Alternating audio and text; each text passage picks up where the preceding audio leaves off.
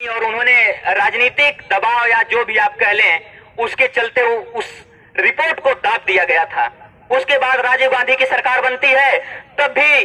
दक्षिण भारत में पेरियार के जो वंशज थे, जो पेरियार को मानने वाले लोग थे, जो इस विचारधारा के लोग थे, उन लोगों ने, करुणानिधि जैसे लोगों ने इस आंदोलन को आगे बढ़ाया और इस देश की सत्ता को जाके कहा कि मंडल कमीशन की जो सारी सिफारिशें उसको लागू किया जाए, लेकिन वो ही नहीं हो पाया। उसके बाद दौर आता है साथियों 1990 का,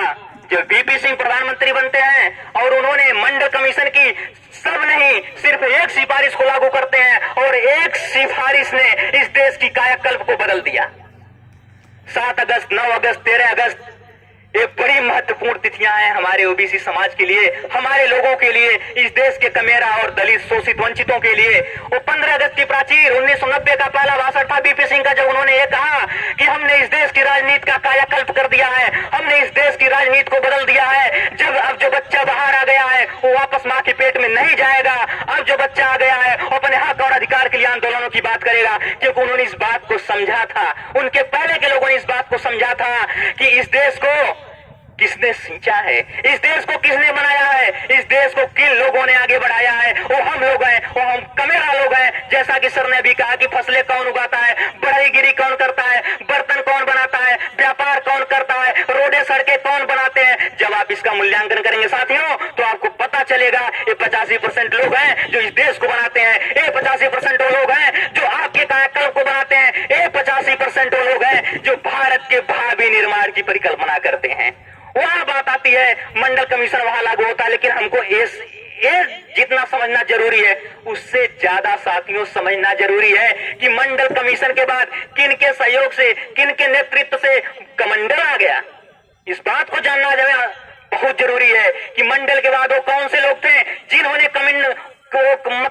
का सहयोग किया। मंडल कमीशन के बाद, उसके लागू होने के बाद कितना बड़ा आतंकवादी और आतताई वाला संगठन भारत में मौजूद हुआ। वे कौन से लोग थे जो मंडल कमीशन के लागू होने के बाद इस देश को राजनीतिक उन्माद में झोंक दिए, और वे कौन से लोग थे जो मंडल कमीशन की सिफारिशें, एक सिफारिश लागू होने के बाद इस पूरे देश को धार्मिक उन्मादों में झोंक दिए। आज इस बात को हमको गहराई से समझने की जरूरत है, विशेषकर हमारे युवा साथियों को समझने की जरूरत है कि हम कहां हैं और ये क्यों हुआ। जिस दिन हम इस बात को समझ जाएंगे, जिस दिन हम इस बात को समझ जाएंगे, उस दिन हम भूल जाएंगे कांवड़ यात्रा का, उस दिन हम भूल जाएंगे हमारी सामाजिक न्याय में जो रुकावटें आ रही हैं उसको हम जानना शुरू कर देंगे, और उस दिन हम भूल जाएंगे किसी के पीछे और किसी के पीछे लग्गू नेताओं का तलवा चाटना और उनके पीछे भागना।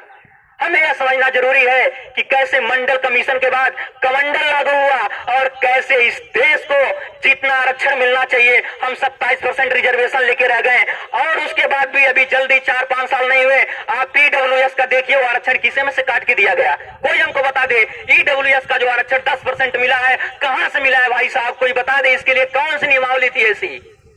हमारे लिए तो संविधान में अनुच्छेद 340 था, लेकिन इनके लिए क्या था, एक कैसे हुआ। और यही नहीं, आज वीपी सिंह और बीपी मंडल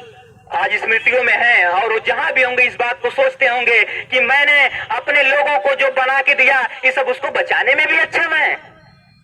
हमारी चीजों को जो हमारे मुख्य सिद्धांत है उसको ही लोग लागू नहीं करवा पा रहे हैं। ये कैसे होगा। आज हमारी आबादी लगभग 60% होने को है, हमारी आबादी से ज्यादा हो चुके हैं, लेकिन उसके बाद भी हम अपने नियमों को संजो नहीं पा रहे हैं, हम अपनी चीजों को बना नहीं पा रहे हैं, अपनी विरासत को बचा नहीं पा रहे हैं। लेकिन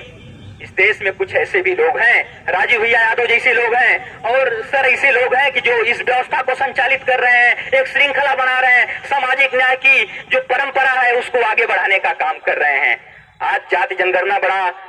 यहाँ का ताजा मुद्दा है, और जाति जनगणना एक ऐसा मुद्दा है जिसपे बिहार ने लागू करके साबित भी कर दिया कि ये कोई कठिन काम नहीं है, हो सकता है। भाई आप जैसे जनगणना कराते हो उसी तरह तो जाति को बस इंक्लूड करना है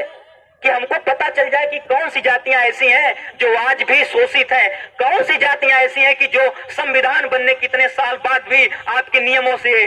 अछूती हैं। एक्चुअली जो राज्य के संसाधनों का बंटवारा हुआ है बहुत अतार्किक रूप से हुआ है। कोई आदमी इतना अमीर है कि आपको खरीदने की ताकत रखता है, और कोई आदमी ऐसा है कि शाम का खाना बनाता है तो सुबह उसके घर के लिए, अपने घर के लिए सोचता है कि सुबह में क्या बनेगा।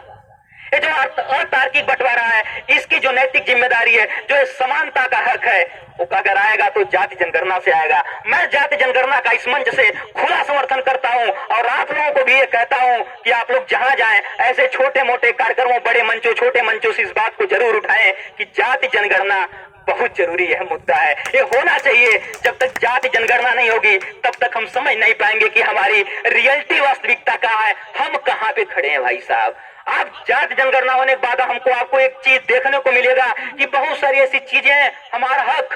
पिछले 20 सालों से कोई और खा रहा है, हमारी चीजें कोई और लेके जा रहा है। तो इसलिए जाति जनगणना बेहद जरूरी मुद्दा है। हम चाहते हैं कि जाति जनगणना हो।